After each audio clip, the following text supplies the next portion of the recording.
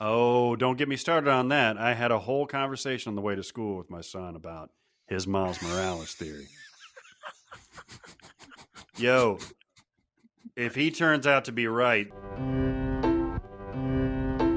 Welcome to SinCast, presented by Cinemasins.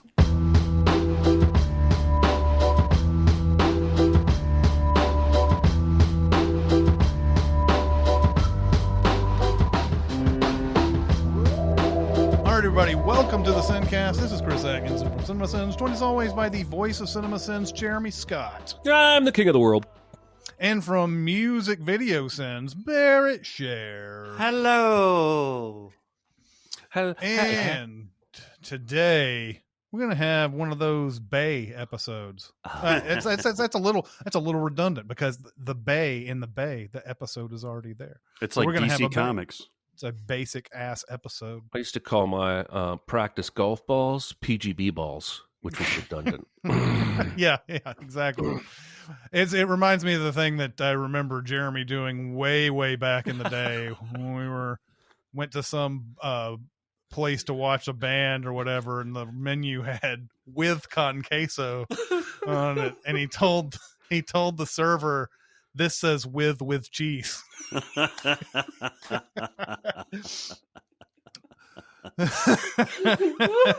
Oh my goodness! Do it again. Yep, exactly. Who would ever talk to a server like that? Seriously, especially when unprecedented behavior. There's salsa served on the side. Oh, I knew what you were talking about. People like to say salsa. All right. Anybody got any rants?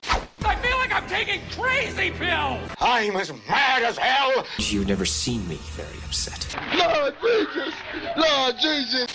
Anything bothering you guys? Barrett, you're raising your hand like you're He's in class. jumping up and down. I have a movie-related rant/question. Okay. Rantwin. All right. So Chris and I and a few other of our colleagues saw the blockbuster Marvel movie Shang-Chi and the Legend of the Ten Rings this past weekend as we record this. You will probably have heard a mini pod by the time you hear this, or it will be coming soon. Did gangbusters, which we'll talk about later on, gangbusters relatively at the box office. The total Labor Day weekend domestic gross, from what I understand, Chris, is 90 million. Somewhere around there. I haven't looked at the latest ones, but it's somewhere around there, yeah. Which obliterated Labor Day records, which I was surprised about. I think Jeremy was surprised about. The previous record holder was like $30 million from 2007's Halloween, Rob Zombification. And good for him. I saw the movie, as you'll hear in the mini pod. I very much enjoyed it. There's a weird thing that happened just yesterday as we record this. So it was the 6th.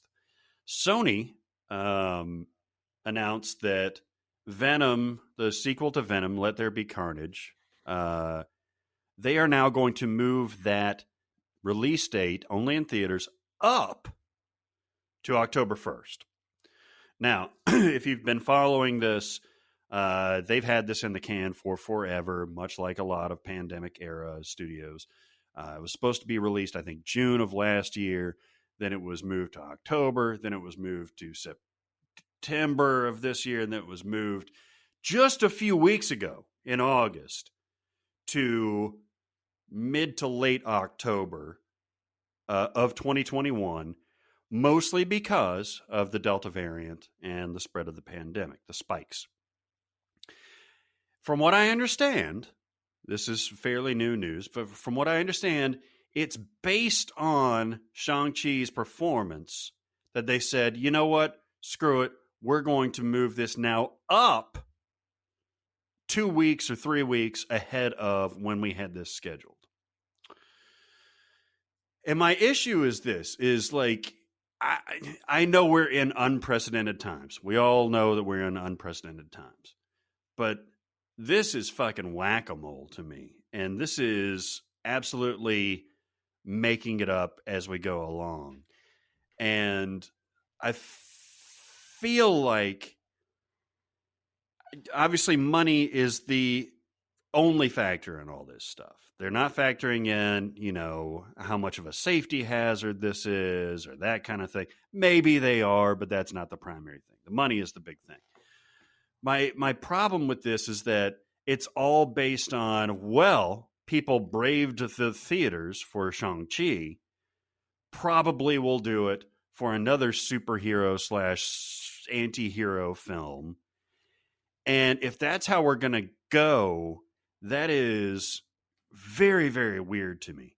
There is nobody is taking the lead and saying, this is what we're doing. Warner's tried to do it last year when they did the day and date thing with HBO Max to mixed results. And I think this is going to be chaotic moving forward, especially since we as Americans have certainly not solved the issue of the pandemic. What do you guys think about this? Oh man, so many thoughts. The most insignificant one first. What if there's something? Okay, so just a few days before Venom got bumped up early, 2 big Tom Cruise movies got pushed back to 2022 now. Right. Top Gun Maverick and Mission Impossible 7. Yeah, I 7. don't know if they have a name for it. Yeah. And so clearly they're not even using the same logic at these various studios.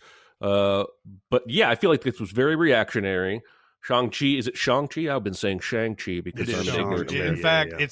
In fact, though, the chi part is even wrong, but you know, nobody American can say exactly. the word Yeah, right. even though they go to great pains to pronounce it in the movie, but okay, yeah, that's the best that we can do. I think that blew everybody's expectations out of the water. And so yeah, Sony was like, "Hey, let's get ours out right now. Everybody's going to the movie. They've decided for now they're going to movies, and in 3 weeks they might not be." But so, they're going to see that movie is my issue. They went to see Shang-Chi. That's not how studios operate. Going to see all movies. They're not going to see About Time. Yeah, I'm going to break in here because if it had stated its release date, you're not having a problem with that? It's the same thing. They're still coming out with their movie. Well, why does moving it make any difference? It's what Jeremy was saying, the reactionary nature of it. Now, does 2 weeks really make that big of a difference? No. It does if you're trying to position your movie the right way, though. The Sony obviously found an opening for October 1st and said, this is a good spot to put our movie because we avoid whatever. I don't have the entire schedule in my head right now, but they figured they could be the only game in town. They might be, actually they're avoiding the Eternals is what they're avoiding by doing that. The Eternals comes out, I think, November 5th, somewhere around there. You, instead of getting that 1 or 2, I think it was 1 week maybe before the Eternals came out, this was supposed to come out. The positioning of the movie is not based on solely Shang-Chi doing what it was doing. It's to position it in a way so that when you come out, you don't get blind, you don't get blocked by some other movie that comes out the next week.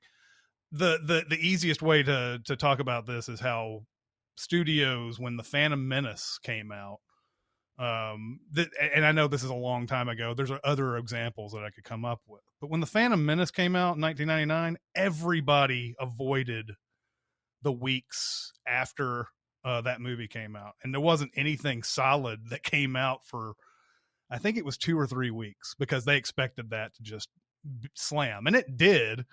I think people forget that the movie did really well despite our disappointment in it. So anytime a movie moves like this, they're looking for that spot. Now, it is interesting that they moved to October 1st because there is No Time to Die coming out the following week. So there is a movie still there that's going to take some of their audience away on that second week. But I think they're thinking in terms of comic book audience more than they're thinking in terms of just general overall audience. And they think that they're going to be the only comic book game in town because Shang-Chi will have been out 4 weeks by that time. And the Eternals comes out in another 4 weeks. So, and then you have that Spider-Man, you have the Spider-Man movie coming out around Christmas. So that's my secret sauce right there. That's my secret hunch is that they might have even bumped Venom to 2022, but I think there's something loosely connected to the Venom movies in the new Spider-Man movie. So they can't put it out after that Spider-Man movie. That's your thing. Yeah. So they were like, Shang-Chi did really good. We can't push back. Is there a better weekend than the one we're on now to try and maximize? Let's also not forget the first Venom made a shit ton of money. So this has a built-in audience ready to go that Shang-Chi didn't even have. And we're stomping all over your rant by changing topics in minuscule ways, but I'm also fascinated by the question of would Shang-Chi have made another $60 million if Disney had sold it on Disney Plus like they did Black Widow, because Black Widow and Shang-Chi had basically similar openings in terms of domestic box office. Sure. But Black Widow was purchasable premiere event or whatever on Disney Plus and made another, I think, 60 million, 40 million. It made another significant chunk of money. Of course, it also brought a lawsuit. So, yeah, that's another thing. There's so many factors into why they decided to go with just the theatrical release and all that. By the way, that this is also moving the movie to where it succeeded, like you said it did back in 2018. It's the first Friday in October for this movie, and that's what the last Venom was. So, interesting. So I don't think.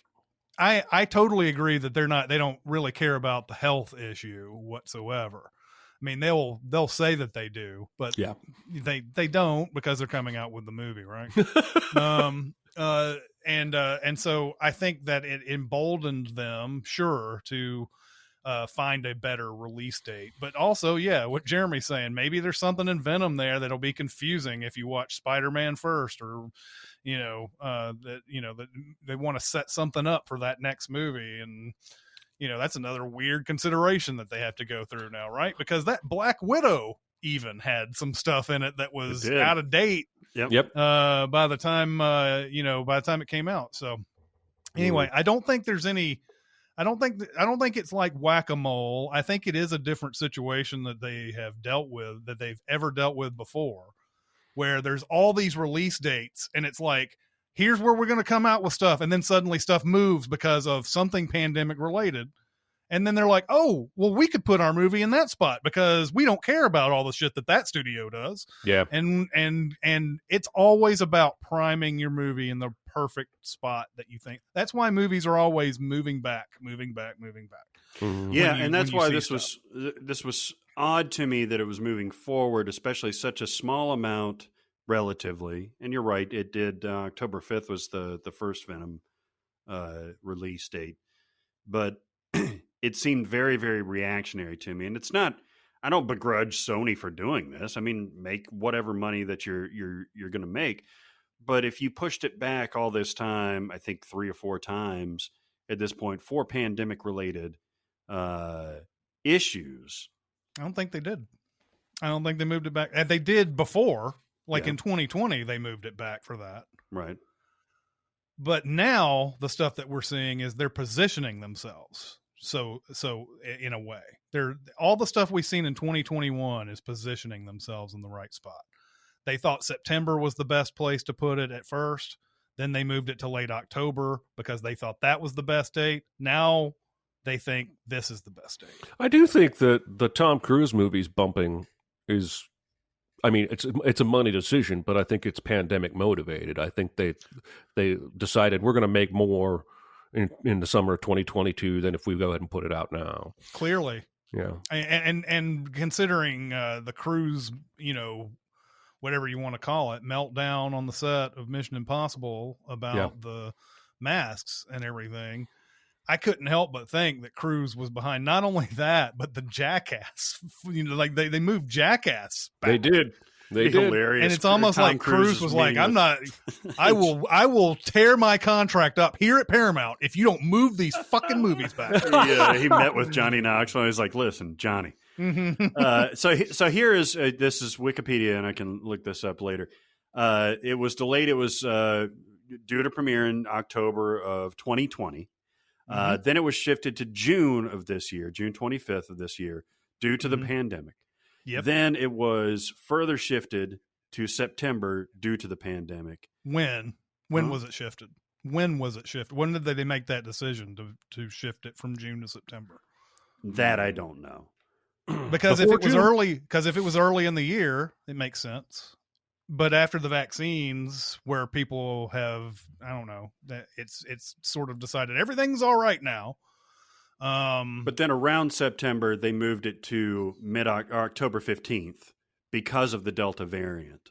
From what this says. okay. I don't know if I'm buying the Delta variant is the reason why they moved that to Okay. October 15th. Now, you're right. I mean, maybe that's what they've said publicly. We're so concerned about public health that we decided to move this movie 1 month back because of the Delta variant. 1 month. Come on. No, and that translates into money, obviously. It's not the safety. It's due to people not putting their butts in the seats. Yeah. Yeah. I mean, Yeah. so it's not. So it's not maybe cool they because we love maybe they did think that there was a pandemic thing for moving all these release dates moving back. And then they did see Shang-Chi do what it did, and they finally decided, okay, we don't need to worry about that anymore. Yeah, and maybe that's what my it came down point. to. And it's like Hollywood always taking the wrong lessons, or I wouldn't even say the wrong lessons, but their own lessons, their selective lessons from one thing. It may not be that everybody's ready to go see a comic book movie now. It may be that people wanted to see Shang-Chi and the Legend of the Ten Rings, you know what I mean? And may not say, I'm going to risk, either wearing a mask or contracting something or something like that to see Venom 2. And that's kind of what I was going for, is that it seemed reactionary to me. But I think you guys brought up good points. Is you do have to position it. Obviously, if they had their druthers, they probably would have. I mean, the initial release date was October 2nd, 2020. So they're positioning it in the exact same location as what they originally planned.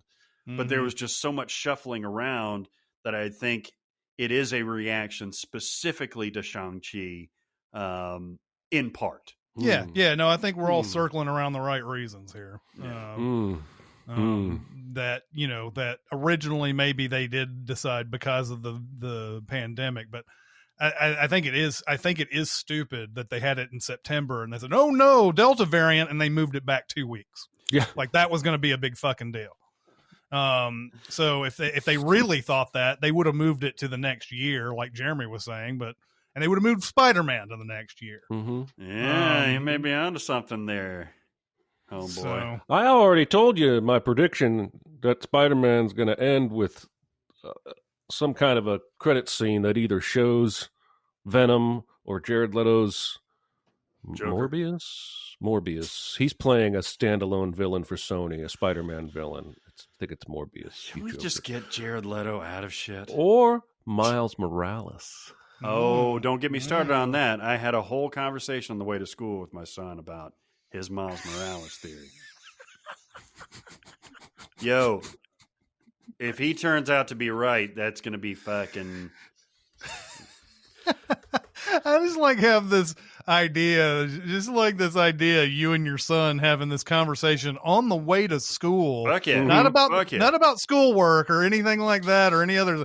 Let's talk about Marvel and their universe, son. That's correct. Because We do it often. I'm telling you, what better way? Okay, so the secret is out about all the cameos in the Spider-Man movie, right? We know at least Doc Ock is in it because he's in the fucking trailer. Mhm. Rumors are strong Jamie Foxx is in it. We saw a pumpkin bomb, so it might be Norman Osborn in it. And then everybody thinks Toby and Andrew Garfield are going to show up. What better way to still surprise people after all your surprises have been spoiled already than to tack on a scene at the end where Peter, I'm telling you, the end of this movie, he's going to be in some alternate universe, not the one we've seen him in. And he's going to see Miles Morales swing by or Venom go by or something. I'm telling you. Mm-hmm. I'm telling you. Now, can I talk about these motherfucking hummingbirds for a minute? Yeah, let's do it. All right, hummingbirds are amazing creatures. They spend their winters in somewhere between Mexico down to Brazil, right? And they fly over the fucking Gulf of Mexico. Now, these are birds that have to drink sugar water or get it out of flowers on the regular because they burn so much sugar flapping their wings like that. So it's a miracle that these guys can fly over the Gulf of Mexico.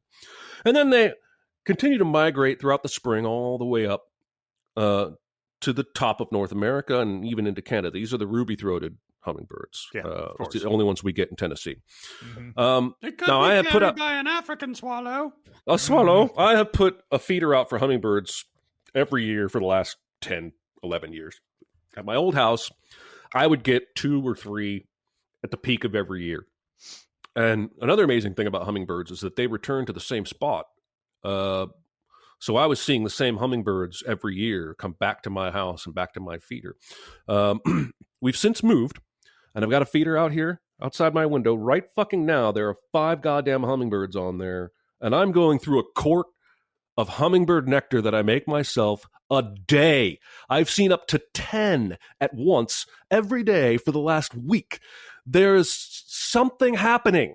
It's not normal. Now, I actually saw a post on the Nashville subreddit saying hummingbirds, and everybody enjoying how many hummingbirds we have this year, and nobody had any science, nobody had any conclusions, nobody had any answers, just everybody saying hummingbirds.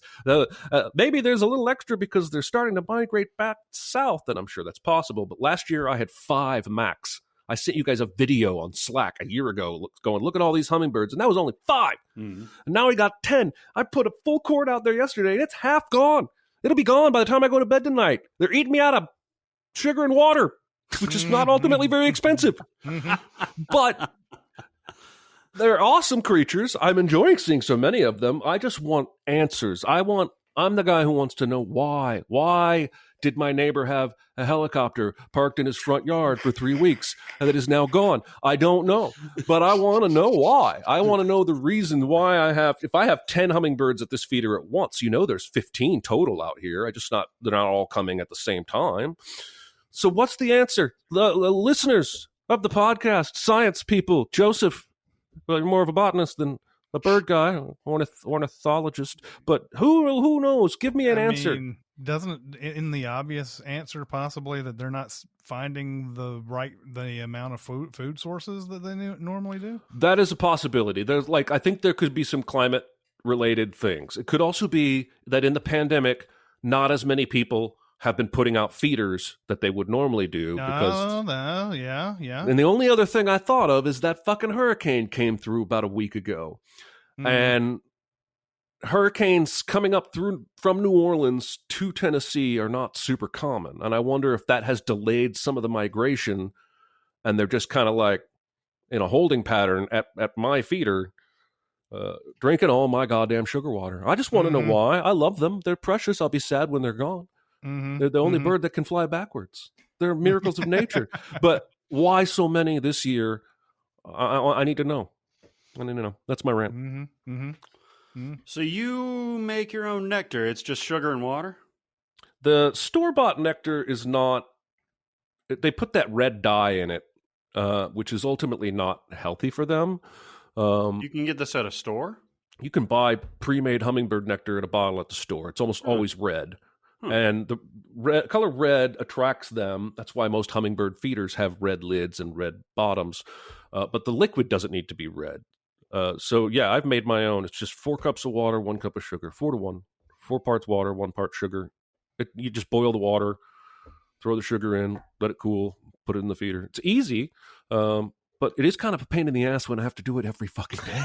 You've got extra I have this one pot. It's old. I've had it for 30 years, and that's the one I use to make hummingbird nectar. And I said to my wife this morning, I'm just going to stop putting that away until this ends, because I'm using it every day. There's no reason for me to put it back in the drawer and get it back out 12 hours later. That's dumb. Wow. Yeah, I mean, you've got the goods. You're like the best gas station in the city. You're like you're like a Thornton's or something. Thornton's are always good. Yeah, dude, where did they come from? Because it was like, I remember one day I had never heard of Thornton's as a convenience store chain, and the next day there was literally one on every corner. It was like overnight. There's a lot of them in Louisville. I don't know exactly where they came from, but they migrated down from Louisville. Let me ask you a question. Why do convenience store chains advertise? Like, the convenience stores of Speedway. I've heard that radio ad a bunch of times, and they'll advertise on the radio about the coffee refills. Like, are people loyal to a convenience store brand? Well, yeah, they are probably existentially and also financially. Like, you got the gas cards that give you points and shit like that. Like the Shell cards and the BP cards. But that's not even the convenience store chain. That's the gas thing. brand. I think they have the same thing. Like, are you a Speedway member or shit like that? Yeah, like Mapco and Mapco became something else. I can't remember. But who's driving along thinking, they're on their way to work thinking, I need to grab a cup of really shitty coffee from a gas station.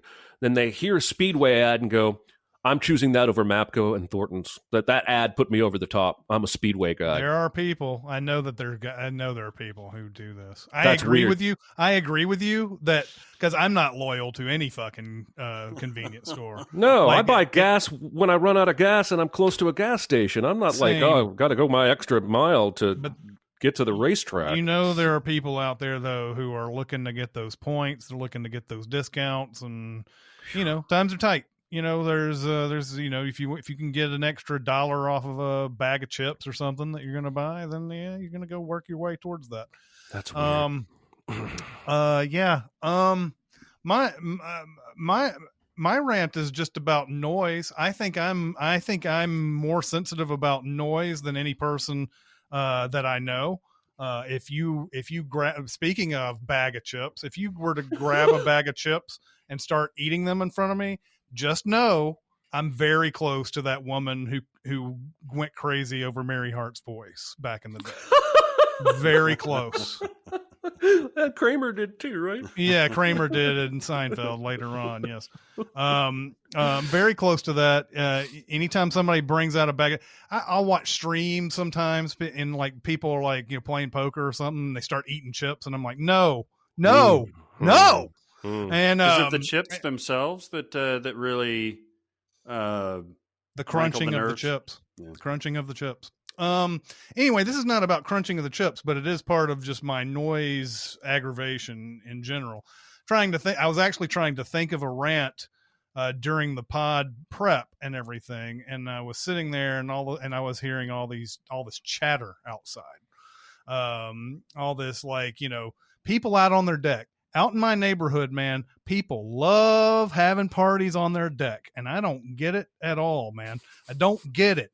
It's like, to me, it's like the inside, only outside, but everybody loves it.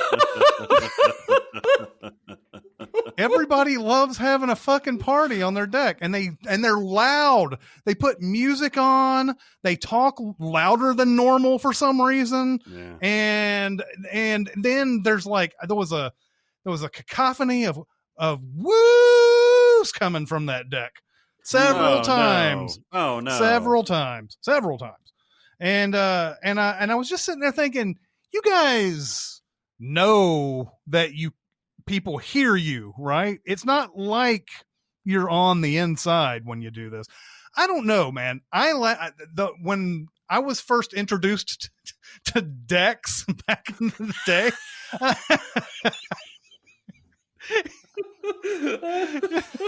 I remember it like I was, I don't know, 7 years old. But like, I always thought that was a place you went out to escape the party, was the deck. and you would come out and you would you'd smoke your cigarettes. You'd have a conversation with somebody who was also trying to get away from the party. Mhm. Maybe you guys get married later. But no, like who knows? Now there's this whole party centered around the deck, and they're like putting music up, and they're making this is where you get loud right here. You know, and it's like there are other people in this fucking world. How do you not understand that? I wonder how many of your neighbors do you think are Airbnbs? Because I think there's plenty, but I think there's also people who rent an Airbnb would not give any shits about noising the permanent residents in that neighborhood. Although, okay, so this house that did it last night is clearly a rental or Airbnb because there's been different people in and out of that. However, no, I don't know if it matters too much because their attached neighbors always have fucking people out on their deck. They're always out there like, ha, ha, ha, ha, ha. And it's like, fuck you. What is so funny? It can't be that funny. It can't be that funny. And people out on their deck just, oh, I'm outside. Woo, I'm outside. I don't get it. I don't get that shit. So this is why I moved. Because American neighborhoods are built too tightly. And so, like at my old house, we had the quiet old couple who had barky dogs. Then we had the trash family Robinson, who were always had the radio on. Other people behind us was Teen Mom, and that guy would run his leaf blower for 7 hours at a time. Yeah, what the fuck?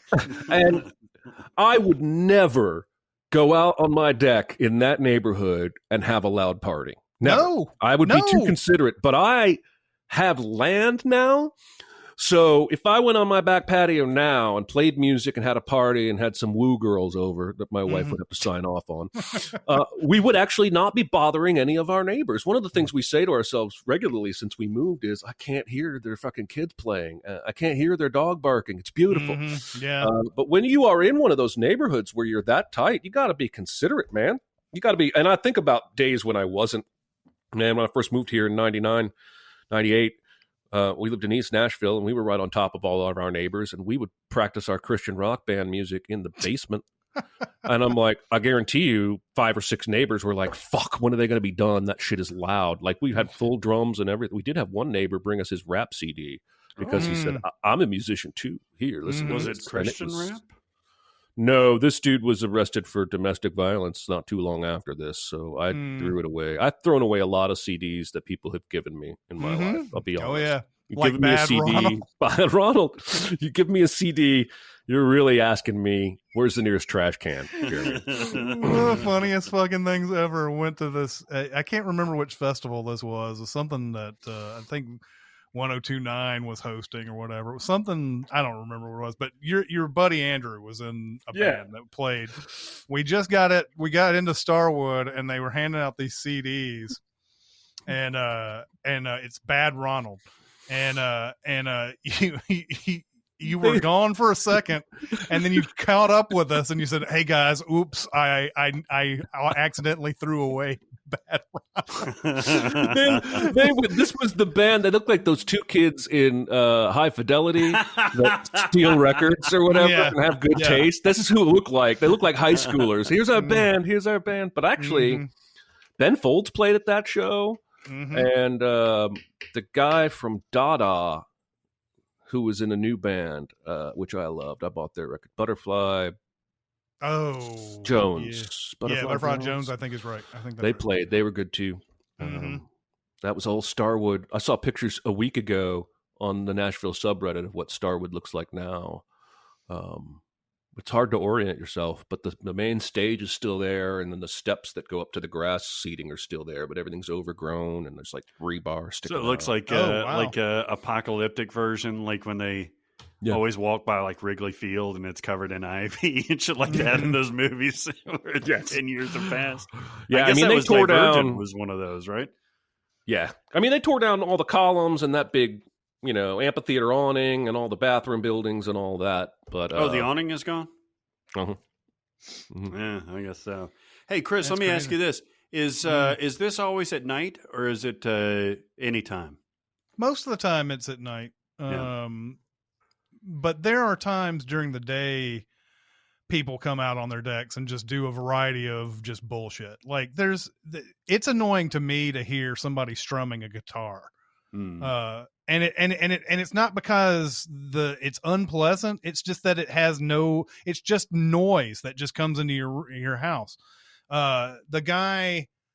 Somebody was strumming his guitar the other day, and it's just one of those like doom, doom, doom, doom, doom, doom, doom. There's no point to it other than just doing something with your hands or whatever when you're out on your deck and enjoying the outside. And I don't know, there's a lot of stuff that happens during the day. For the most part, this neighborhood is quiet. It's just that if any one house out of the many that have been built here has a party, you're going to hear the party. And the problem during the day, this may be all neighborhoods or whatever, but if somebody cuts their grass, you're going to hear it. It doesn't matter where it is in the neighborhood.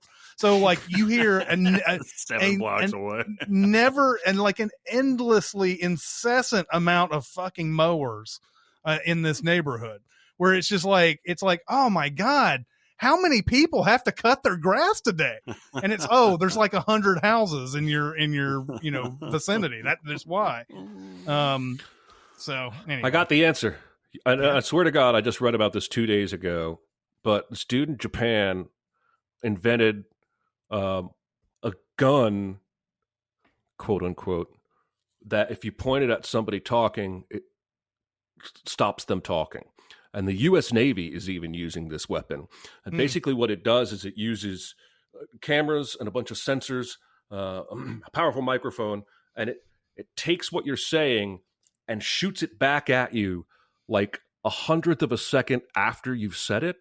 And it causes this effect in the human brain that's just disorienting. You have to stop talking because it's like nails on a chalkboard to hear your own words coming at you that close behind. So we need to buy you one of these. I was Googling it to be able to tell you about this, and there's one on Amazon.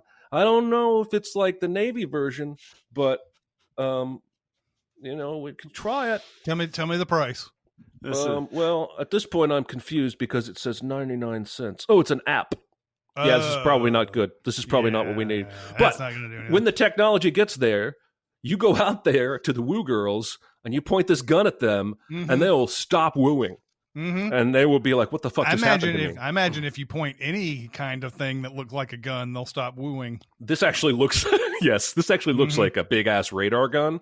It doesn't look like a gun. It just happens to have a trigger for you to turn it on. But I was fascinated by that. This is like Havana syndrome. Almost. Yeah. The audio warfare that they're doing Even down in though Cuba. Everything I read about that suggests that there's no consensus. It may not even be a real thing. That's a strange face you're making. The article I read went through a bunch of incidences over the last 40 or 50 years of people experiencing these same symptoms. And there may be a little bit of like paranoia driving the last time Havana syndrome trended, I saw a bunch of tweets saying this is not real. Here's a link to why. I explored a couple of them. That's all. That's all I'm saying. But there is a gun that exists in the world that if you point it at somebody who's talking, it will make them stop talking. And I want one. That's what I'm saying. I want one. Yeah, that'd be amazing. Okay. Does anybody have any recommends and warns? I got a bunch. Totes amazeballs. They're great. It won the Academy Award. Oh, for what? For best movie ever made. I got a bunch. All right, Jeremy. Yeah, I'm usually warn and warn, I think, more than I recommend. May just bad luck of the draw, but I feel like I'm always at least 50-50. But today I have 3 recommends. We may not have time to get to them all. So I'm going to start with the most surprising one to me, and that's a film called Assassination Nation. I've heard about this. Okay, I'm so glad. It doesn't sound like either of you have seen this movie.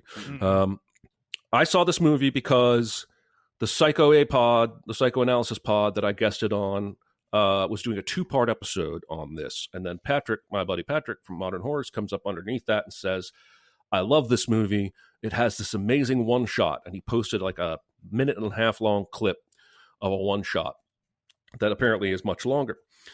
And so I was intrigued. I was interested. I will pitch this movie to you as The Perks of Being a Wallflower meets Euphoria meets The Purge.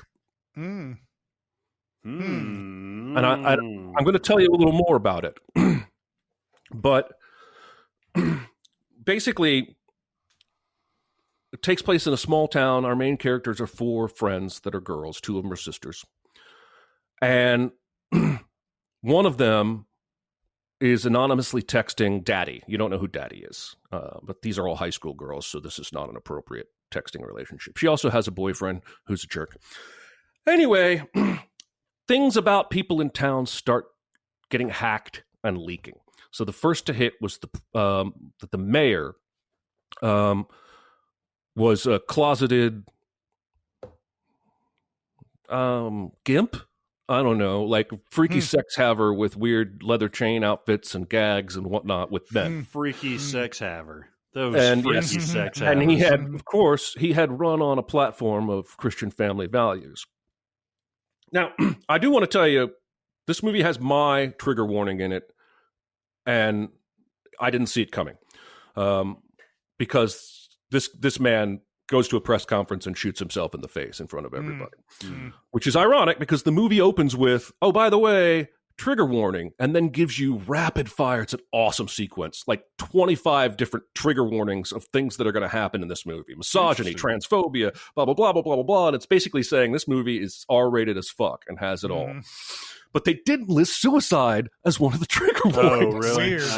Weird. Anyway, more stuff gets hacked, this time about the principal, and then the next thing you know, half the town's private emails, messages, and pictures have been exposed and leaked. And everybody in the town is going through everybody's shit. Everybody's secrets are being leaked. This girl's daddy texts to this man have been leaked. And the one shot comes when a known hacker in town makes a video stating that this new hacker is our main character girl who has the daddy texting relationship. And that's when it turns into The Purge. And there is a 4-minute one shot. I'm sure it breaks a couple times. All the camera is doing is panning around the outside of the house and then going up to the second floor and then going around and then going down to the first floor and then going around. But people are silently breaking into the house to attack and kill these girls. And you can see some of it happening that they can't see. And it took my breath away in terms of tension. Now, part of the reason this is compared to Euphoria, same guy. Same guy wrote and directed Assassination. Yeah, Assassination Nation. One of the 4 girls that are friends is trans. And she has a relationship with a popular boy in school who tells her not to tell anybody about it. There are a lot of Euphoria-like themes, but also that glimmery, shimmery imagery from Euphoria and the cool setup one-shots. The ending of this movie is after a night of basically the whole town purging. And it's the most Euphoria ending ever because it's a high school marching band marching through the street playing, it's a pop song. I think it's a Taylor Swift song. I don't know what it is. But there's like smoke and fires and dead bodies and wrecked cars all along the streets, and they're just going down the street. I loved this movie. It's got like a 70-something on Rotten Tomatoes. I've already watched it a second time. It's like nothing I had ever seen all throughout because it has moments that feel like a coming of age. It has moments that feel like straight horror. And I think you guys would dig it. You two specifically, I think, would dig it because you watched and enjoyed Euphoria. But even if all you do is seek out that 4-minute one shot that comes about 2/3 of the way through the movie, do that because it's mesmerizing. Yeah. It's on Hulu. I'm sorry, I should have stated that. And that's where I watched it. Yes, Looks along like with Coleman Domingo's in this movie too, who is a breakout Euphoria star, and he's in Absolutely. and also Maud Apatow is in this as well as Euphoria. God, another person, everybody, Bella But Thorne, I was Bill go- I'll- Skarsgård. Yeah. Yep. Sorry. Joel I was also McHale. going- I was also going to mention that he's in the recent Candyman. Ooh, okay. That is coming. And he's badass in Ma Rainey's Black Bottom too. Coleman still haven't seen Domingo. He is. I don't know how old he is, but he looks like he's really taken off over the last couple of years. 51, going to be 52. Wow. Oh, he's playing the principal in this movie. Then that's who that is. Yeah, big cast. Good acting, great tension, really interesting themes and theories. This is if Euphoria and this is the kind of stuff this guy's going to make, then I'm going to get on board pretty quick with whatever else he makes. Mm-hmm. Yeah. Lucas Gage is in this, who is also in Euphoria. I like this Sam Levinson, man. I think I'm looking forward to what he continues to do. I absolutely adore Euphoria, and I've really planned on doing a rewatch of that. By the way, I just looked it up, Jeremy. The tune that the marching band plays at the end is Miley Cyrus's "We Can't Stop." That's right. And That's that signed me the fuck up just because of that. I'm telling you guys, I think would dig this movie. The listeners, I'm recommending it to you as well. It may not be your bag. If you saw Euphoria and hated it, you're probably not going to like this. If you saw Euphoria and liked it, I think you're going to love it. I remember this coming out though, but it was before Sam Levinson had sort of made a name for himself, and it seemed like something, that might be mildly amusing, and I just totally haven't seen it. I'm going to recommend 9/11 One Day in America, the TV series. You can watch it on Hulu, but I think it's a Discovery Channel thing as well. I think it's not National Geographic. Nat Geo. This documentary series is 5 episodes long. I think we're all, when this episode comes out, the 20th anniversary of 9/11 will have happened. I think a lot of us who watch, I watch a lot of 9/11 stuff. I still haven't figured out why yet, really. It's just something that I think it's one of those things where it's so unreal and terrifyingly real at the same time that I just can't turn away from it for some reason. And so when they make new stuff with new footage and everything, I always gravitate towards it. But this one stands out because even though I've heard survival stories and hero stories in 9/11 before, these do it there's stories I have not heard before in here. Now there might be some that were generally related in other docs, or you've read newspaper articles about them or whatever, but hearing the people talk about what they were doing that day, and where they were when all these things happened, it's a miracle almost all of these people are alive. Yeah. And the one, there's several different stories. One is a paramedic who's looking for his partner, and he's feared that he's dead. All these episodes start with a thread. Basically, there's somebody who talks at the beginning, and then you don't hear that person for a while, and then like sometimes the stories sort of like merge because the person they're talking about is the other person that's been talking in the episode. And you don't know that right off the bat. But just some of these stories, man, I think everybody has heard of the stairway that magically stayed, out of harm's way when one of the towers collapsed. And the fireman who survived that day tells the story of why he was there, like why he was there. He was there to save people. And I think this one is where they're in is it the South Tower? That's the second one to go down. I can't remember which one it was. I think it's the North Tower is the second one to go down, because it's the first one to get hit, but it's the second one to go down. They're in I think this fireman's like in the 70th floor or something when the South Tower goes down. And they're like, okay, we're going to have to they have all these people ready to go down the stairs and everything. And they go down, and they run into someone, I don't know, 20th floor or something. Her name's Josephine, I think is her name. And she is sort of in a ball, crying, praying, all that. And they have to pick her up and go down. They say, he's basically like, if that one tower can fall, this one's going to fall. So we better get down there. And they get to the 4th floor, and Josephine basically is like, I don't want to go any further. And that's when the North Tower starts falling. And he's like, we're hearing the, each floor hit each other floor as they come down. And we're just expecting at some point, there's going to be that last one that comes down and hits us and we're done. But it never happened. And then there was silence. And you hear stories like this all the way through this 5-episode season. Just miraculous type of things. There are also a lot of awful things. And if you don't want to hear about some really awful things, you don't want to watch this series probably. But if you want to hear a bunch of acts of heroism and how in the world some people who didn't even expect to be in this place ended up being there and ended up doing heroic things, the stories are very well done. I mean, I was moved by, I think, every episode that came out.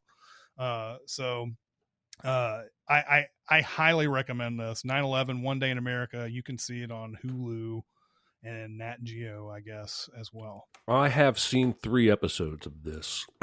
Everything he's saying is correct. There's a guy who talks about walking out and just seeing bodies everywhere.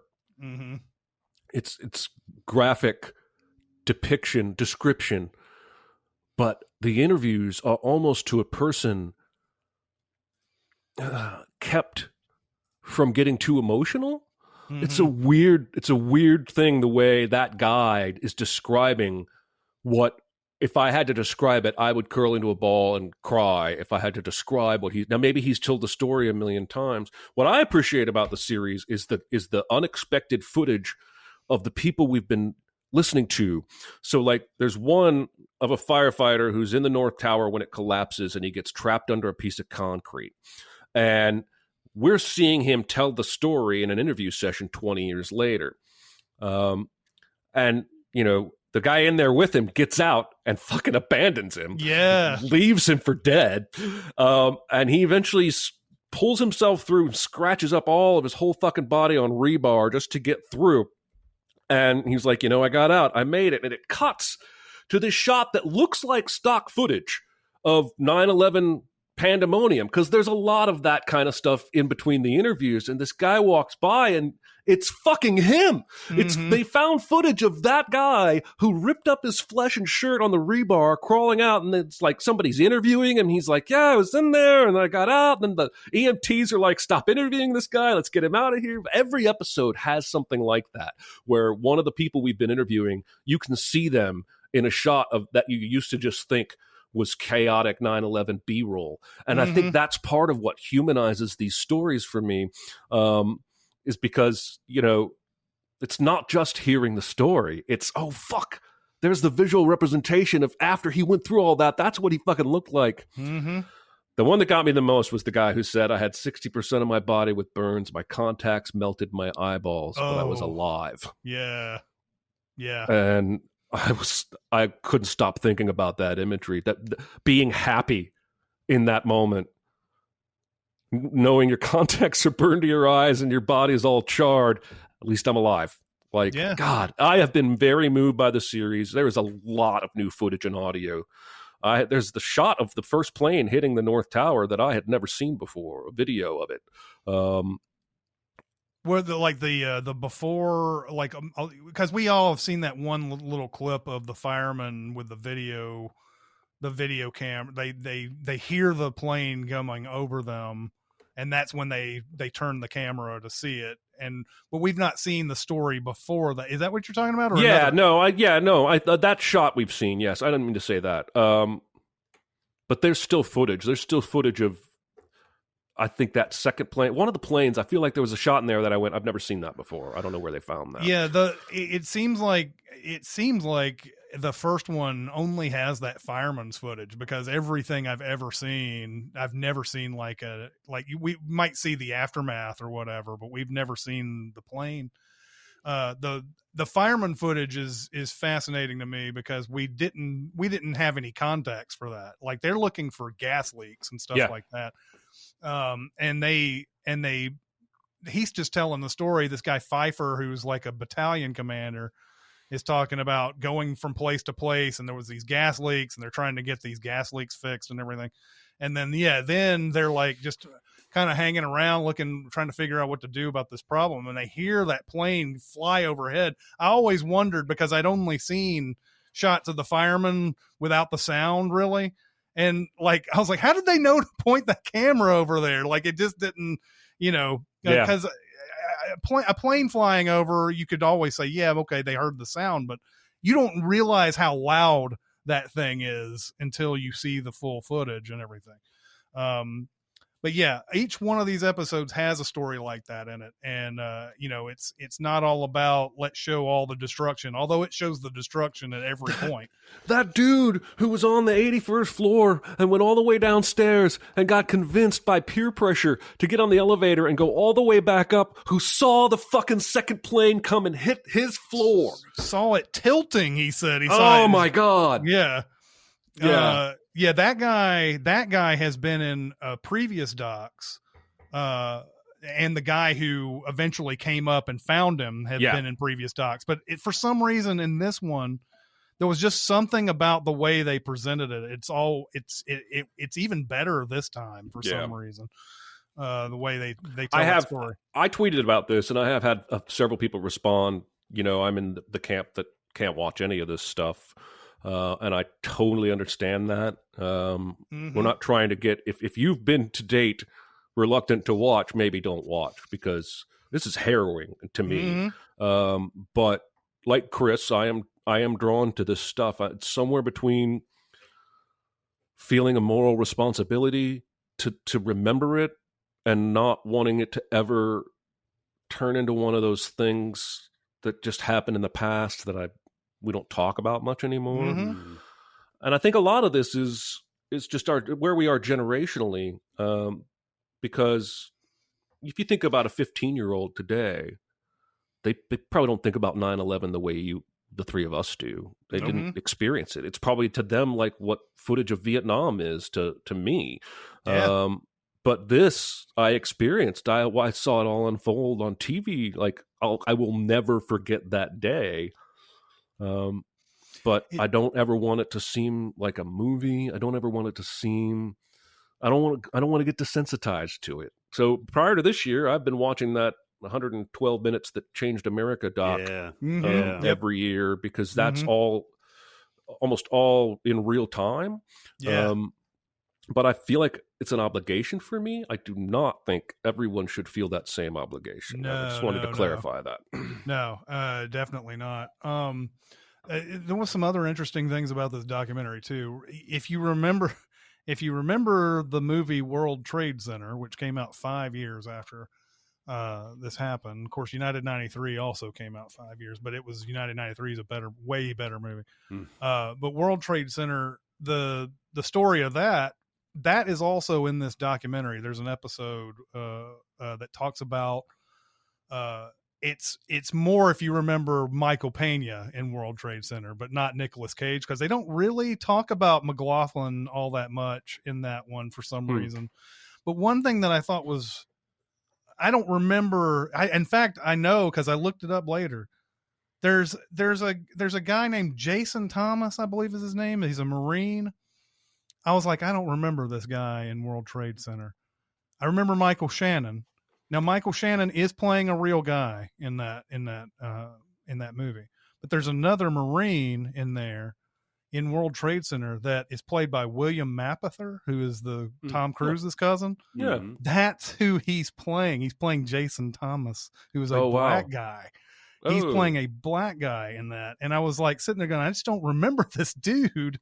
And I was like, that because they cast William Mapother for some reason Interesting. in this, and he's telling this story about like, walking. Here's the thing we don't think about a lot of times during these rescue missions that they had. People are walking on 6 and 7 stories of debris. Yeah. And it's as dangerous as anything that was going on. Like Jason Thomas is sitting there talking about, yelling down into holes, hoping somebody will call back to him. But when they finally find somebody who's actually alive down there, like the actual operation to get down in there and like help out, I mean, it's nearly impossible. They finally got some rescue workers that had come in that night. They were able to wave them over to their spot, and that's how they were able to get these firefighters out. But yeah, this is again what Jeremy was saying. If you want to hear these acts of heroism, it's great. If you don't want to relive any of this, then definitely don't want to watch it. But this is a high recommend if you do. Yeah. It's been a long time since I saw Oliver Stone's World Trade Center.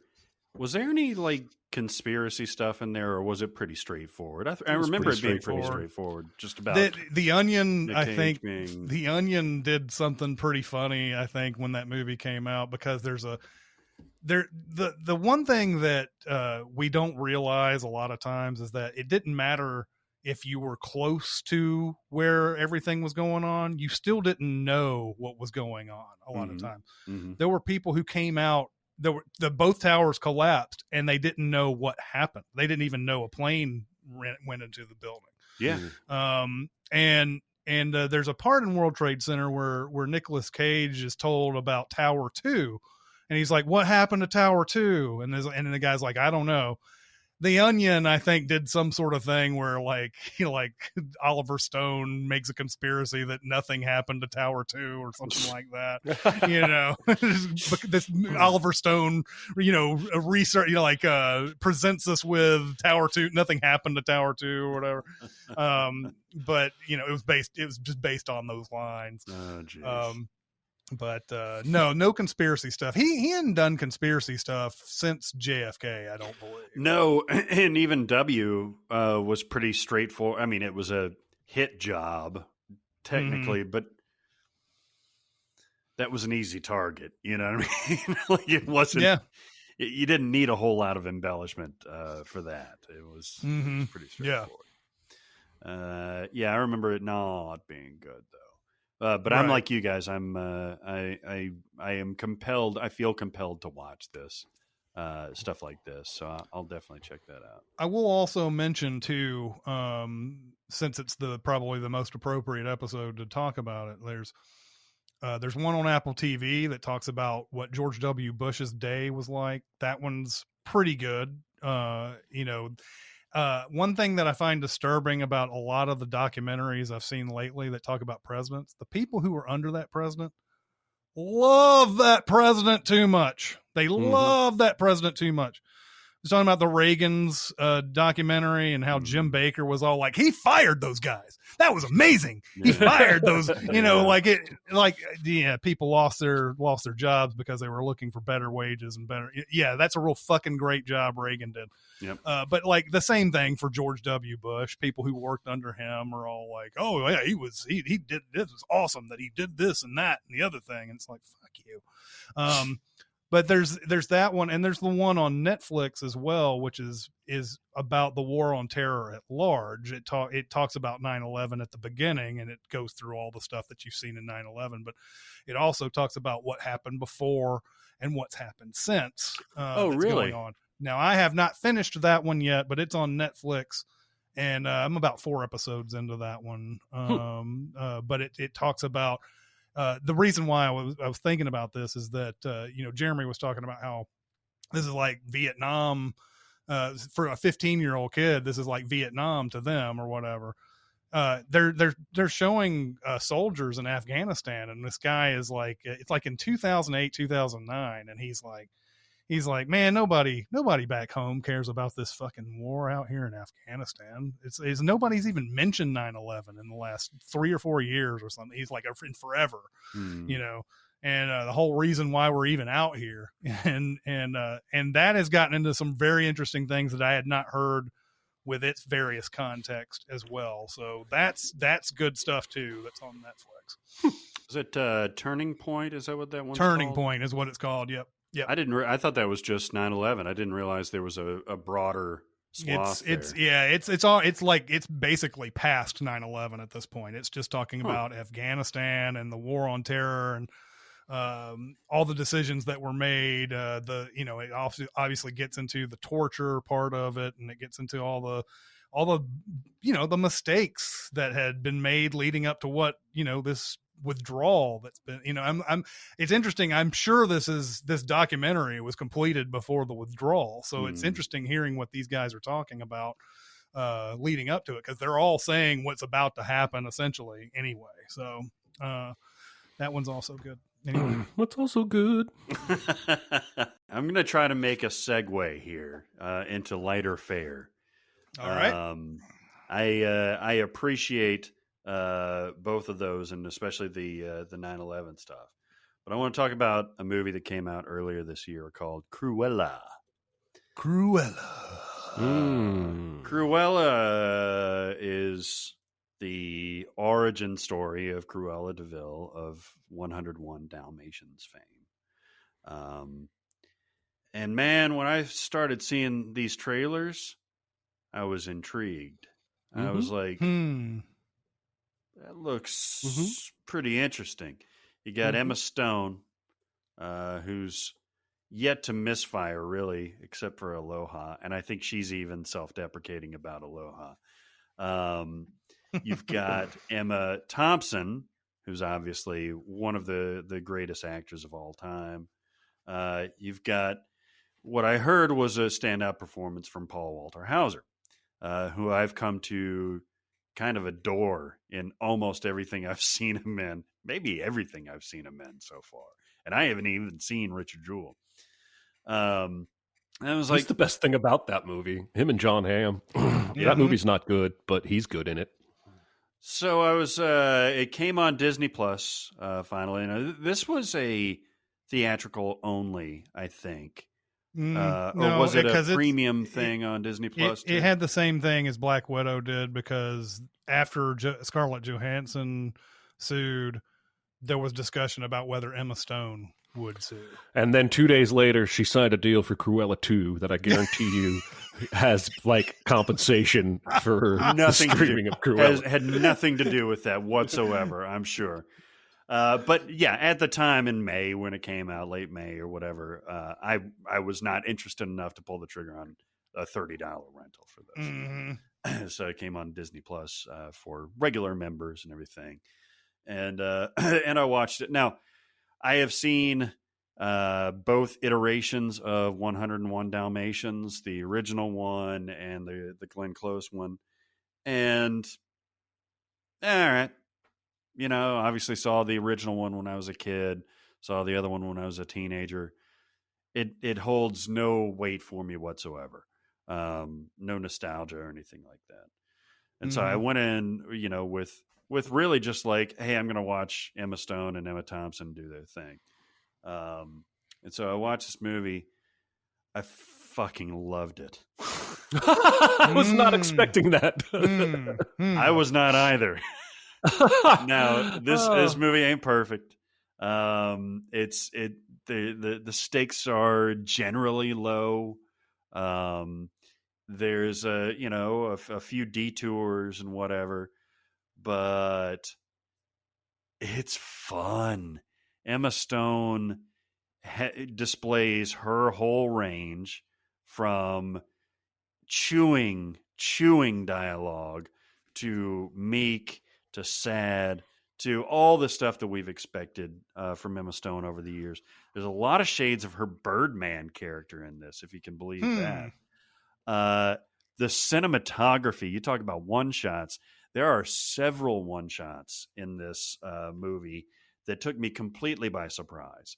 both exterior and interior, that are beautiful. And Jeremy and I have talked about Marie Antoinette and saying that is all style over substance, almost all style over substance.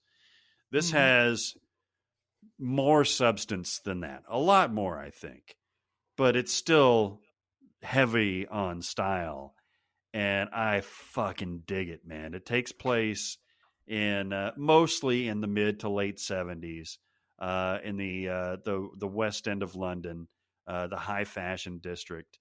Emma Stone as Estella works for this cruel, no pun intended, cruel Devil Wears Prada type of dictator of a fashion house named the Baroness.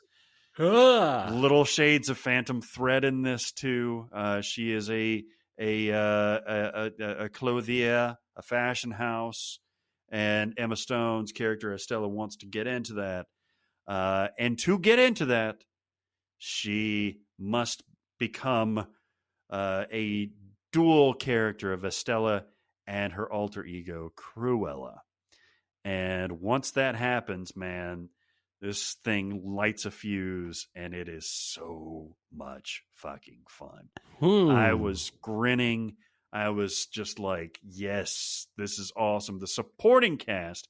Now, if you've ever seen the original, or I think they're in the 96 remake too, Jasper and Horace, the two henchmen for Cruella. What Horace is played by Paul Walter Hauser, and Jasper is played by Joel Fry, who's a British actor that is spectacular in this. Really, the entire cast. Kirby Howell Baptiste, who plays Sasha in Barry, Chris, is in this. Mark Strong is in this.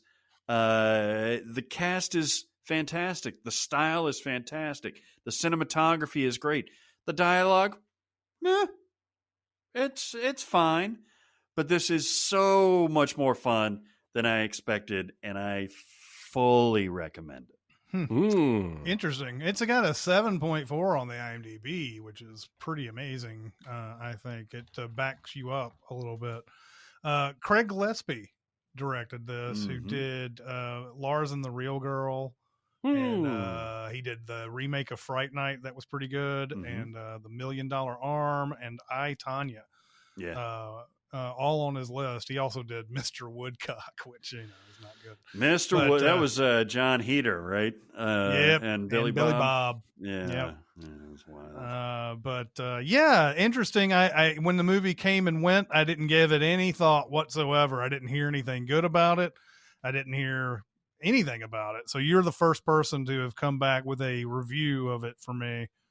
And it's glowing, and IMDb users think it is glowing as well. Look, if you're an Emma Stone fan, and I am an unabashed Emma Stone fan, hell yeah, and especially when she's showcasing like what she can do, La La Land, obviously.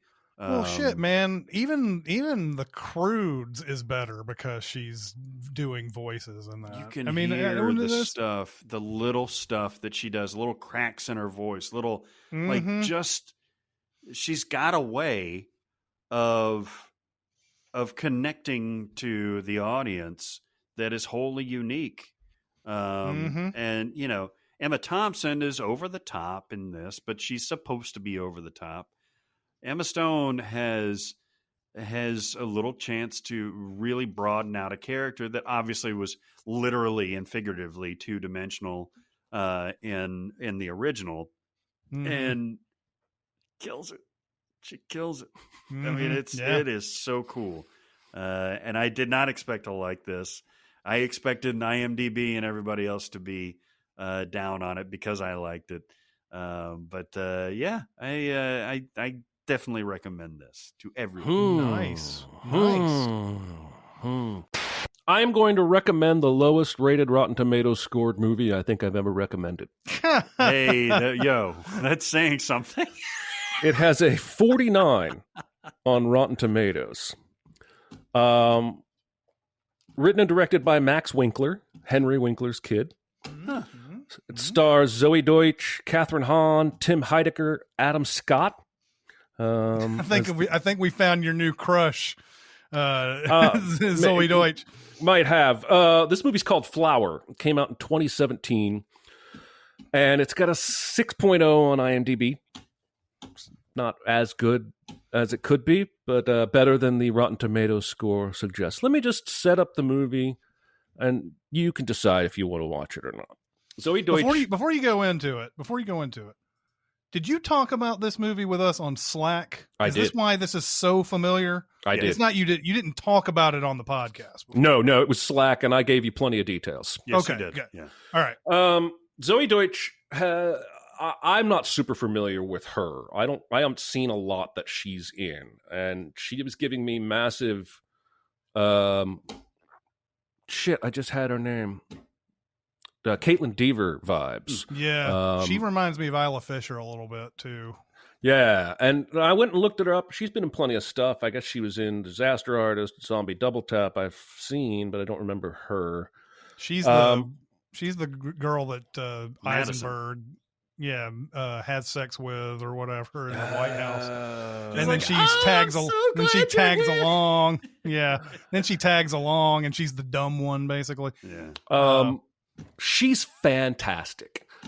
She's the reason I'm recommending this movie. She's charming as hell. She's playing like that opposite of Manny Pixie Dream Girl. Like, the movie opens with her blowing a cop for money, but her friends are filming it, and they blackmail him for more money. Mm-hmm. And this is how you're introduced to her, and this is how she and her two friends make money. As they find, she's 17. They find older guys, she blows them, and then she says, "Hey, you just got a BJ from a 17-year-old. Give me all your cash, or let's go to the ATM." And this is sort of their thing. And her mom is Catherine Hahn, who has been through many relationships, but she's now dating Tim Heidecker, who is playing the quietest, schlubbiest, most tame stepdad you've ever seen. There's nothing about this character that's outlandish, which is why I love that it was Tim Heidecker playing. Mm-hmm. And Catherine Hahn is finally happy. She's found a man who loves her, even though he's a little schlubby. They've been together for a while, and it's time to get his son out of the treatment facility he's been in for a year. So they go to pick him up, and the son is, I guess the movies would tell you, he's not attractive. He's heavy, probably doesn't talk to girls much, let alone ever get the girl. And so the next little bit of the movie is about him and Zoe Deutsch kind of becoming stepbrother and stepsister. She offers to blow him the first time she meets him because he seems nervous. And she says, "We're not related. I like doing it." Mm-hmm. He turns her down. And ultimately the movie is about their relationship, how they go from opposites to friends to something romantic by the end of the film. The inciting incident is he was in the facility for pills. He went on pills because when he was in high school, he accused a teacher of molesting him. And no one believed him, and the teacher never got in any trouble. That teacher is Adam Scott, who the girls see at the bowling alley all the time. And now that she's learned this, her stepbrother was molested by this guy, she's like, let's make him our next victim, yo. And things go horribly wrong. And I don't want to say any more than that. There's a lot of really cool music choices. The way I started this conversation on Slack was I sent you guys a song that I had heard in this movie that I love, and that poor artist has never had anything else since, and I feel bad for him. This made me laugh a lot.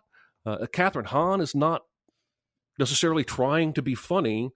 It's so weird to have her and Heidecker playing, these famous comedic actors playing these boring people, really. It just was so totally unexpected. I never knew which way it was going to go, and I had a really good time. I watched it again a couple days later and liked it as much. So Rotten Tomatoes be damned, I'm recommending the movie Flower. So there you go. Zoe Deutsch is Leah Thompson's daughter. I see that. I can see that. Yeah, Leah Thompson and the director Howard Deutsch had been married for like 30 years or something like that. It's one of those long-lasting Hollywood marriages. But she has an older sister, I think, that also acts, that hasn't broken through like Zoe Deutsch has. She was in Everybody Wants Some, which was the Richard Linklater movie that a lot of people compared to Dazed and Confused, which disappointed me when I watched it because I was expecting Dazed and Confused. But I'll watch it one day without that expectation and probably like it a lot more. And she was also in that Ed Sheeran music video. Perfect, I think, is the song. Oh, yeah. She's in that. Tonight. They used to play that back to back on Epic Awesome videos. I am going to Warn. Whoa. Sorry, Flower, which I recommended, is on Hulu. I know listeners like to. You're burning be told up some whether- Hulu, yeah. I've been burning up the Hulu. Mm-hmm. I'm going to Warn. God, I've watched a ton of shit lately, and I don't know what to really like recommend or warn, because a lot of these movies are kind of like, I don't know. I don't know if I can make it warny enough or recommendy enough. And it's, I'm going to warn a 1981 movie called Absence of Malice, which stars Paul Newman and Sally Field and a whole bunch of other people that are in it too, like Bob Balaban. Wilford Brimley shows up to be Wilford Brimley. I think Wilford Brimley almost steals this movie though. It has a really the reason why I'm warning it is because it starts off with a really intriguing premise. Sally Field is a reporter at this newspaper and wants to find a story. I'm trying to remember what the exact story she's looking for. It doesn't really matter what she's looking for at the beginning though, because Bob Balaban is playing some FBI agent who really wants her to start pursuing Paul Newman's character as for something for wrongdoing. Now, Balaban knows for a fact that Paul Newman hasn't done anything, but he's the son of a gangster who died a few years ago. And there's an incident where he got into it with FBI agents on film at the cemetery when they're burying his father. So Bob Balaban leaves a book out on his table when Sally Field's talking to him. He goes, I got to go somewhere real quick. And he knows that she's going to look through the book and find out that he's under investigation for something. She doesn't know what, but she starts to write a story about it. And by the time the story is over, she's like, there's not any way I can really explain what he's being investigated for. I do now remember what the investigation was about. There's a union leader that has died and they think he's missing and they think it's a foul play. And so there's this discussion that maybe the Paul Newman character did it because he works in the business where this union leader works. And they're,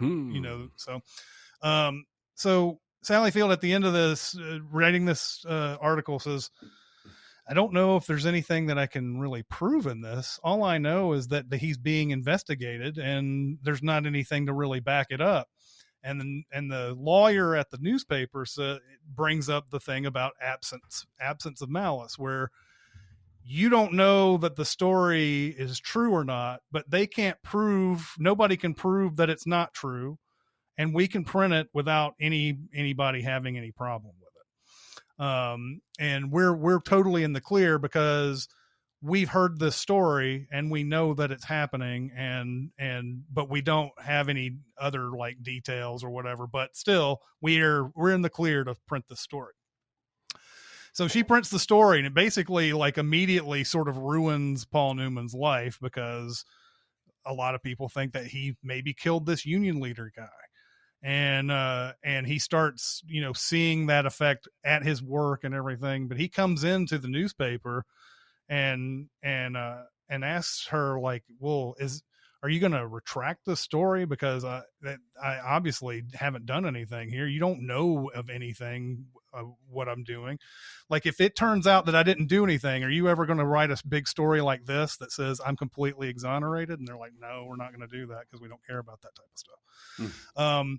Where the warn comes in, though, is that this story sort of starts taking all these little twists and turns to the point where about 2/3 of the way through it, Paul Newman and Sally Field, they have to get together because they love each other. And they're like, it's like, what the fuck? Where did this come from? Where all of a sudden is Paul Newman and Sally Field fucking in this movie? Like, you see the beginning of this movie and everything that's happened. And it's like, at what point do you guys get horny for each other over this? And it makes a big deal out of this relationship and everything. And then it sort of ex machinas its ending because Wilford Brimley walks in and he's like the guy from the Justice Department. He's trying to figure out what the hell he's trying to figure out what the hell happened, how this story got published, how Paul Newman became a suspect. Is Bob Balaban, is he to blame for anything in this? There's a variety of other little government guys who get involved in this that he has to talk down to at the end of this movie.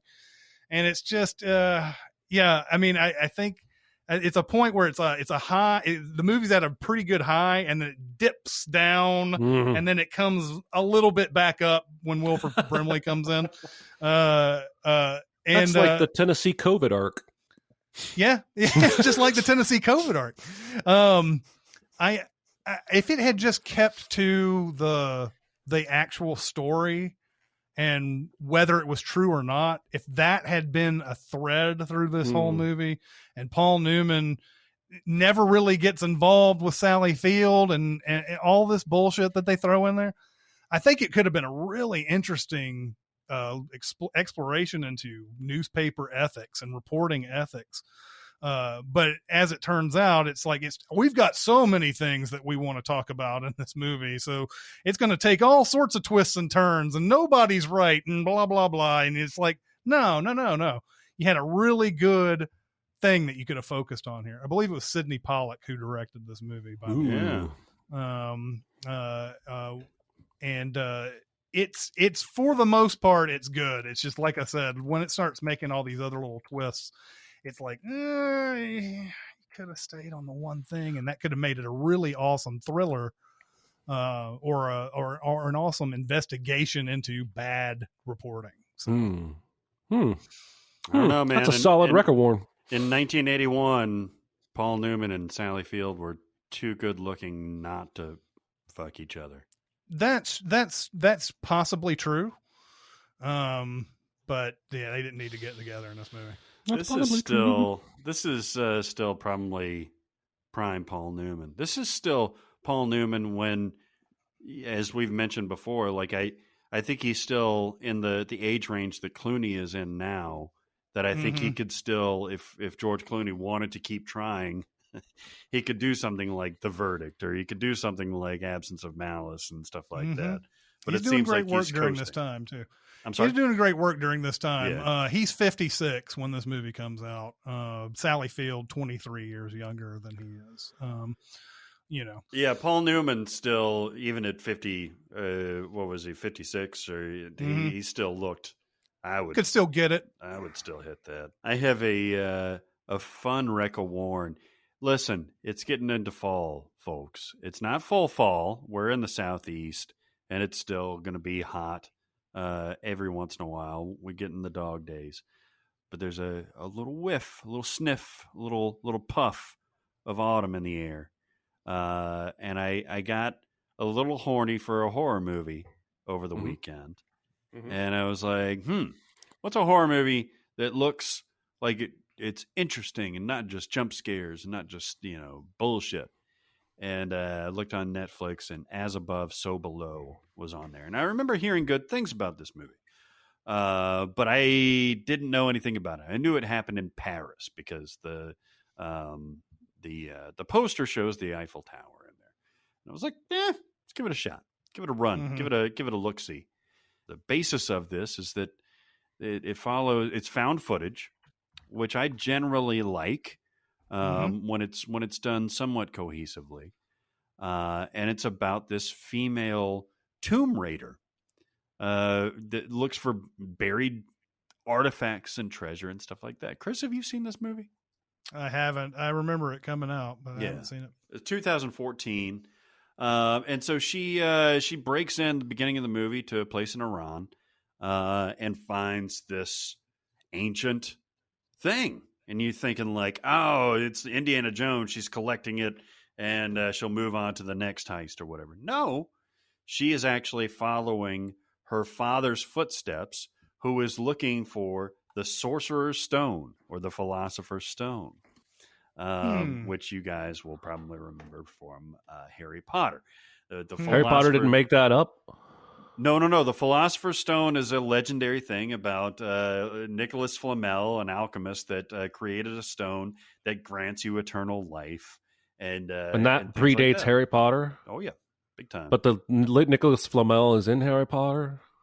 Yeah, I think he's name checked in there somewhere. Oh, wow, I didn't know that. That's crazy. But he's an alchemist when it comes to magic. Of course, this stone is some sort of magic thing. But in this movie, it's treated as basic fact.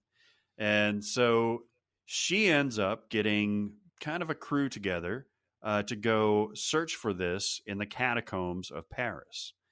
They have to find a French guy that knows all the catacombs very, very well and everything. They have to go to a secret type of thing. The other person in this movie is Ben Feldman, who you guys all watched Mad Men, right? He was the Ben Feldman was the guy who showed up. They derisively pointed out his Jewish heritage in that, but he played Michael Ginsberg. Kind of like the new hip guy that really didn't take any shit from Don Draper, and he's the one that was memed to death with the whole "I don't even know who you are" type of thing with Don Draper telling him on that thing. He's also in Superstore, if you've ever seen that, Children's Hospital. Yeah, he's been in a million things. And he's a really good actor. He's in this, and they find an interesting way to make. It's essentially like a Descent-style caving movie in the catacombs of Paris. A lot of this is not necessarily just the horror angle or the found footage angle. It's also like a treasure hunt, like a national treasure type of thing, where they have to figure out the next step based upon, what the clues are. Escape room type of thing. The horror comes in. If you're claustrophobic at all, if you are scared of caves at all, this will test your resolve.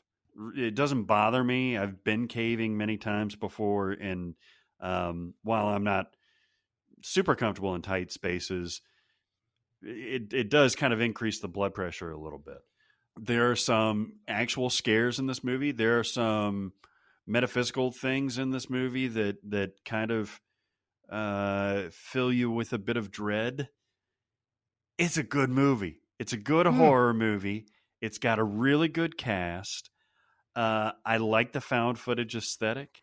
Once again, ain't perfect, but I like the cut of this jib. I like the way that they're doing this. This is, I think, a gem that's not talked about when it comes to horror stuff enough. As Above, So Below is a recommend for me, for sure. Perdita Weeks, by the way, is Scarlett, the main character.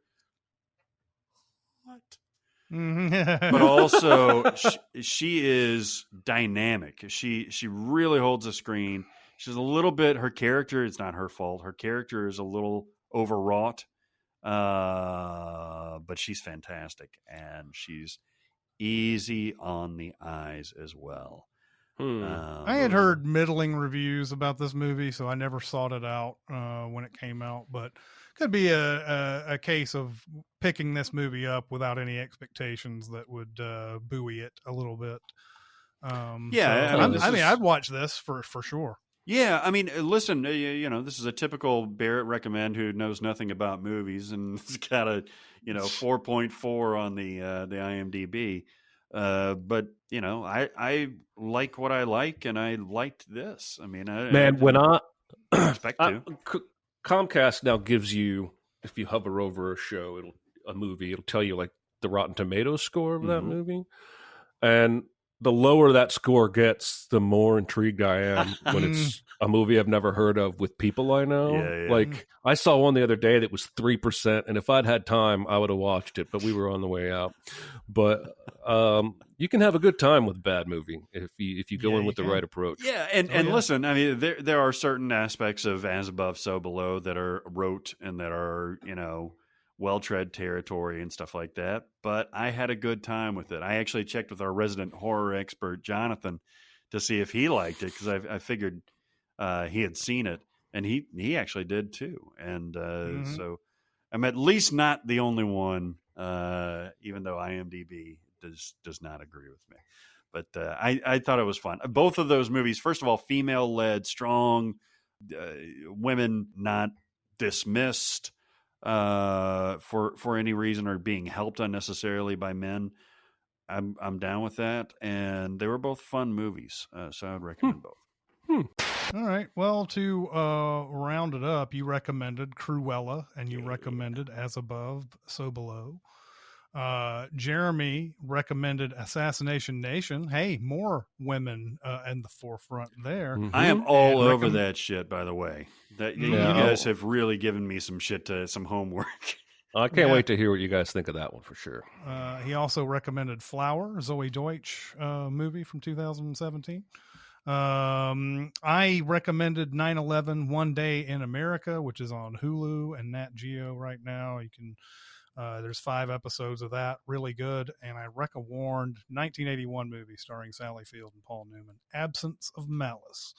All right. Well, that's going to do it for this week. Keep going to SinCast presented by Cinemasins on Facebook.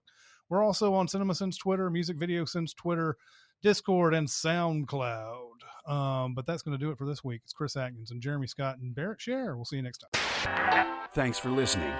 Comment on our episodes on our SoundCloud page. Check us out on YouTube, Twitter, Facebook, and Reddit. And be sure to visit cinemasins.com.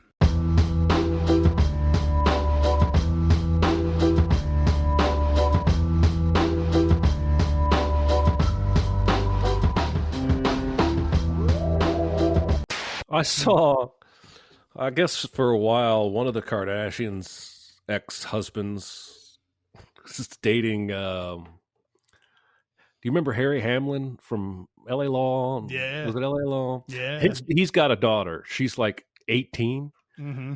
And this ex of a Kardashian who's like 45 is dating her. And I saw a quote, what Harry Hamlin thinks of his daughter dating this guy. And he goes, it's weird. Well, there you go. I would probably say the same thing. There's a lot of those weird ones where you're like, who the hell? Like, this guy is dating this woman. You're like, who the hell is this woman? And you go and check it out, and it's like, oh, she's the daughter of some dude who's his age, who's the father's age, you know. I mean, every time that poor Andy McDowell's daughter is in the headlines for dating, it's almost always a guy way older than her. That poor Andy McDowell. Yeah. She was seen kissing somebody, that actress, and it was somebody old. Oh, we got to find it. This is the one that was in Once Upon a Time in Hollywood, right?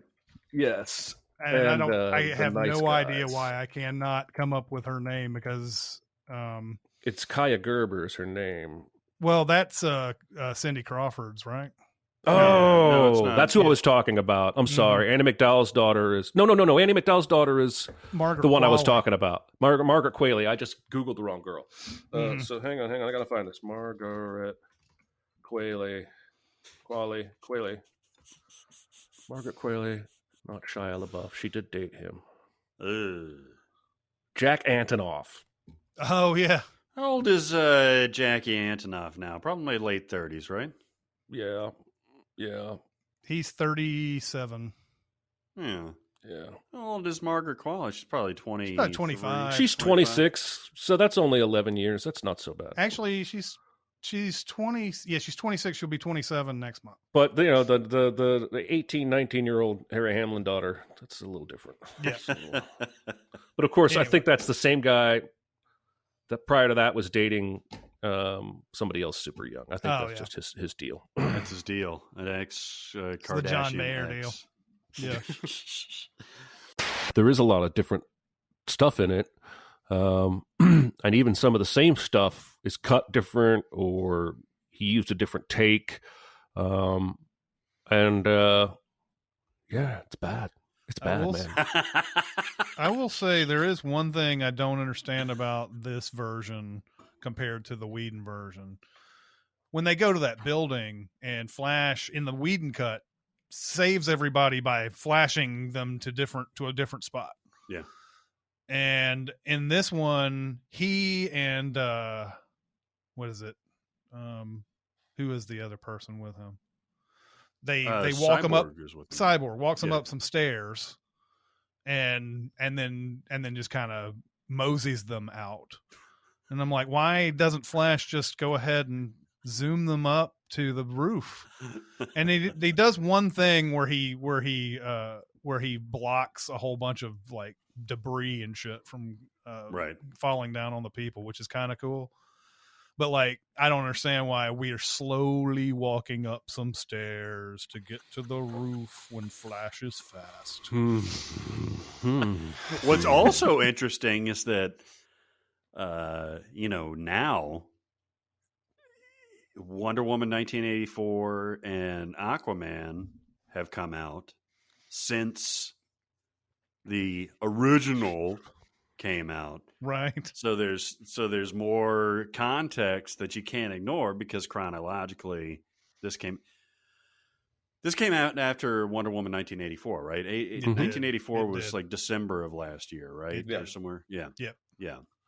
So Diana should have a lot more shit going on than she does in this. And the Wonder Woman 1984 is just a fucking unbelievable, unbelievably unaware movie. How did that? You think it was Warner's or DC that really fucked that up? I mean, I feel like probably. everybody dropped the ball on that one. Yeah, but you're talking about how Wonder Woman should have all this, whatever, like more stuff involved or whatever. But all the movies that came out before Wonder Woman 1984 had no fucking clue about Wonder Woman 1984. absolutely. Nobody knew she existed. Batman can only see her in pictures in World War I. That's it. And she's apparently like done nothing since then. In fact, even brings it up and says, it's like, you've got all these powers and you've just been lying low this whole time. You're a fucking asshole for doing that. Mm-hmm. And then the movies decide, nah, in 1984 she did something that nobody knew about. But that affected everyone on the fucking planet. Yeah. I saw the bare bones of that Patty Jenkins thing. She's not wrong though, right? It's just about how she phrased it. I think people took her comment to mean any movie made for a streaming service is not a real movie, whereas I think she was talking about more the old school direct to video style movies that are now direct to streaming. That's what I thought she meant from the little blurb that I saw, but I didn't read the whole story. So, she could have come out and just said streaming's bullshit in general, but I don't know. I mean, she did say in that article, this was LA Times, I think, right? Was the actual article. In the full article, in a different spot, she was saying that there is there are projects that are meant for streaming, especially television shows that are meant to be binged and stuff like that. And she was very complimentary about streaming.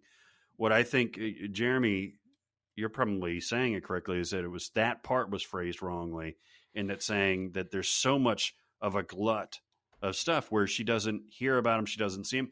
And she's right, because like, I didn't know.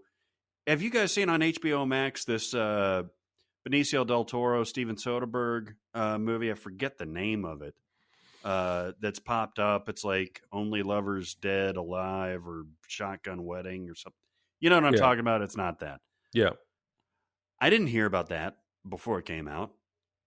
Did you guys know about it? I mean, I knew about like Reminiscence because that's day and date and all that stuff. But that whole thing just came out. Like there's a million Idris Elba movies on Netflix that come out. And I'm like, what the fuck is this? I'm sure it's okay because Idris Elba's in it, but what? The problem is lumping it all together. There are plenty of movies like that I don't ever hear of until I'm surfing Netflix and I'm like, well, yeah, that's your bread and butter, right? But, you know, everybody heard about Extraction because of that supposed massive one-shot, and you couldn't escape that movie the weekend it came out. Right. So, I mean, I don't know where Patty's looking. She's probably too busy to be on Twitter looking at what film Twitter's talking about. Maybe that's why she doesn't hear about these movies. But that was the comment that made me tweet about it. It was not just the streaming films look fake, but I don't hear about them. No one talks about them. I don't think that's true. I think no one talks about them in your circle. Yeah, I think she was talking about those other movies. I don't think she was talking about Old Guard. I don't think she was talking about Extraction. I think she was talking about even the stuff that we're engaged, you know, as much as anyone, really. And even we don't know. No Sudden Move is the movie that I'm thinking about. No Sudden Moves Left Alive. And then, fall and winter, we're going to be having cocoa out there by the fire or maybe roasting marshmallows and shit. So you've got the actual fire pit is like what you get at Home Depot or something like that, like above ground type of thing. Yeah. That's fucking rad, man. Everybody, you guys all have fire pits now. Fire pit. Is it logs or gas? It's just logs. Yeah, it's not going to be connected to anything. I'm just going to throw wood in there and set it on fire. You got a log guy? No, but they sell logs at Publix and Kroger and shit. I'll just do that. Well, I got a lot of trees. Maybe I'll just burn some of my own wood. It's like the Seinfeld thing when he's checking out the big apartment and he's like, how much do you tip a log guy? You know what's frustrating to me regarding tipping is at Sonic, now that you can pay with your card right there at the screen you order from, they don't give you a way to add a tip. And I don't carry any cash. Yeah, you gotta cash it up. No, I'm not. Those poor girls, every time I'm like, I want to say, I don't carry cash, or I'd tip you. Tell your bosses to give me a little widget.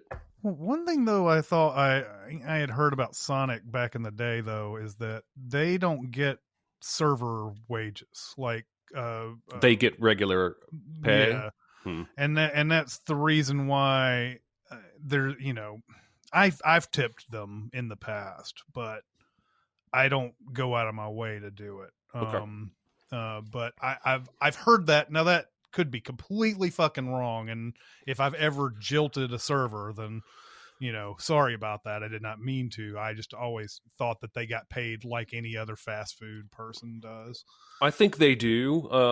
I think the reason people tend to tip them is that the extra thing they do is run the food out to your car, I guess, as opposed to handing it to you from behind the counter. But I do agree. I do believe they are paid more than like $2.39 an hour, like Waffle House waitresses. Yeah. But still, they gave me an option. I would digitally tip them. Yeah, I would too. You ever get roller skates anymore? No, I did get see roller one skates in mine nearby. I think they're allowed to wear them if they want, but no, I don't think I've seen that in years. That's no roller skates. Damn shame. Just once I want to see some fat old 70-year-old dude like bring me my Sonic, right? Like they have to be discriminating in their hiring practices because it's always girls under 25. Oh yeah, always. No, I got a bunch of young men. Okay, I've never seen that. They never wear roller skates. It's always the women that have. I've literally never had my Sonic food brought to me by a man, let alone someone that was older than 25. Like I have like a lane from Seinfeld flashes every time I go there. Like that, they only hire girls. Like they only hire college girls. That's it. Like, It's discriminatory. You're in big trouble, mister. Remember those old speakers that used to like click together? Those old PC Yes. speakers? Yes. Yeah, those things sucked ass. Yeah, they did. Yeah, they did. Well, they weren't expecting you to have like, awesome movies pumping through them. They were expecting you to have like, stupid video game sounds coming through them. The sounds from Myst. Yeah, exactly. or Duke Nukem. Duke Nukem. That's Duke right. Nukem. I like Duke. Packing heat. I like that.